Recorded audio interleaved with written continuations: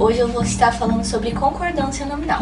A concordância nominal se baseia na relação entre um substantivo, pronome ou numeral substantivo e as palavras que a ele se ligam para caracterizá-lo. Artigos, adjetivos, pronomes, adjetivos numerais, adjetivos e particípios. Basicamente, ocupa-se da relação entre nomes. Lembre-se, normalmente substantivo funciona como núcleo de um termo da oração e o adjetivo como adjunto adnominal. A concordância do adjetivo ocorre de acordo com as seguintes regras gerais. Primeira, o adjetivo concorda em gênero e número quando se refere a um único substantivo. Por exemplo, as mãos trêmulas denunciavam o que sentia. Segundo, quando o adjetivo se refere a vários substantivos. A concordância pode variar. Podemos sistematizar essa flexão nos seguintes casos. A. O adjetivo anteposto aos substantivos.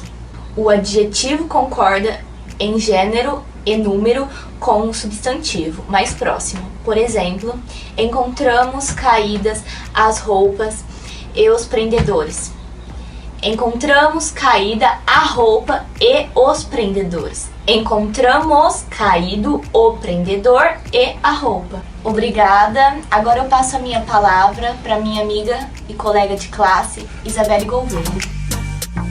Boa noite, pessoal. Agora eu vou dar continuidade à explicação da minha amiga Victoria. Caso os substantivos sejam nomes próprios ou de parentescos, o adjetivo deve sempre concordar no plural. Por exemplo, as adoráveis Fernanda e Cláudia vieram me visitar.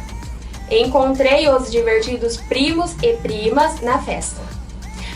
Adjetivo proposto aos substantivos.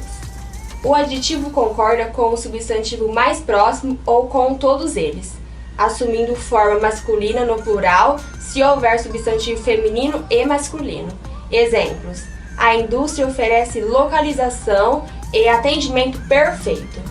A indústria oferece atendimento e localização perfeita. A indústria oferece localização e atendimento perfeitos. A indústria oferece atendimento e localização perfeita. Agora eu vou dar uma observação para vocês. Os dois últimos exemplos que eu dei apresentam maior clareza, pois indicam que o adjetivo efetivamente se refere aos dois substantivos. Nesses casos, o adjetivo foi flexionado no plural masculino, que é o gênero predominante quando há substantivos de gêneros diferentes. Se os substantivos possuírem o mesmo gênero, o adjetivo fica no singular ou plural. Exemplos: a beleza e a inteligência feminina ou femininas, o carro e o iate novo ou novos. Obrigada pela atenção. Agora passo a palavra para o meu amigo João Victor e Marco Vinícius. Fala galera, beleza? Tô aqui para fazer uma videoaula para vocês, para mostrar um pouquinho de concordância nominal, tá beleza? E vou falar alguns exemplos, né? Meu grupo já falou um pouquinho, vocês viram aí no vídeo, e vou falar alguns exemplos para vocês, ver se vocês entendem melhor, beleza? O exemplo que eu tenho aqui é água é bom para a saúde, né? Nesse exemplo, o adjetivo fica no masculino e no singular, né? Se o substantivo não for acompanhado de nenhum modificador. Então esse exemplo, água é bom para a saúde, beleza, né? Aí nós temos outro exemplo, né? Essa água é boa para a saúde, né? O adjetivo ele concorda em gênero, né? Em número com os pronomes pessoais que se refere. E um outro exemplo que eu tenho aqui para vocês: a Juliana as viu ontem muito felizes. Nesse exemplo, né, que a Juliana as viu ontem muito felizes, nas expressões formadas pelo pronome indefinido, neutro, nada, algo, muito, tanto, etc., mais proposição de mais o adjetivo, esse último geralmente é usado no masculino singular. Um outro exemplo que eu tenho para vocês aqui: Cristina saiu só. Cristina e Débora saíram sós. Nesse caso, nesse exemplo, né, quando a palavra só equivale a somente, né, o apenas, tem função adverbial, né, ficando, portanto, invariável. Uma coisa muito interessante que eu tenho para vocês é que quando o único substantivo é modificado por dois ou mais adjetivos ou singular, podem ser usadas as construções. Por exemplo, admiro a cultura espanhola e portuguesa. O substantivo permanece no singular, né? E coloque-se o artigo antes do último adjetivo. Aí eu tenho outro exemplo aqui para vocês. Estuda a cultura espanhola e portuguesa. Nota-se que ela provoca, né, a incerteza. Né? Procura evitar construções desse tipo. Galera, vocês têm que procurar evitar construções desse tipo. Beleza? Boa noite, pessoal. Eu gostaria de falar mais um pouco sobre concordância nominal.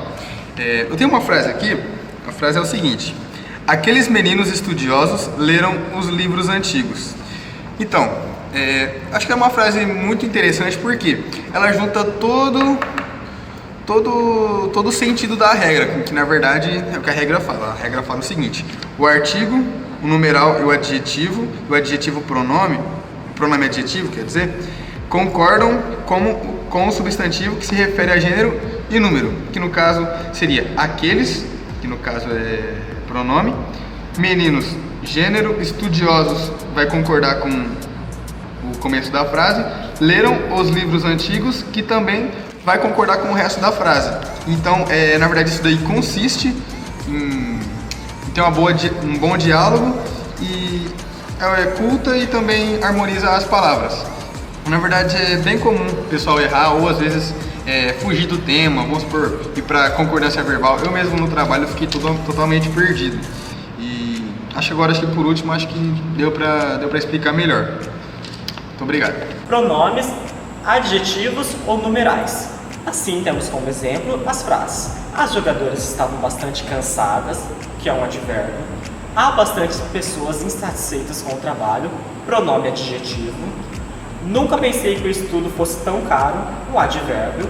As casas estão caras, adjetivo. Achei barato este casaco, um advérbio. Hoje as frutas estão baratas, adjetivo. Vais ficando longe de mim, como o sono nas alvoradas, um advérbio. Levai-me esses longos verdes cavalos de vento, um adjetivo.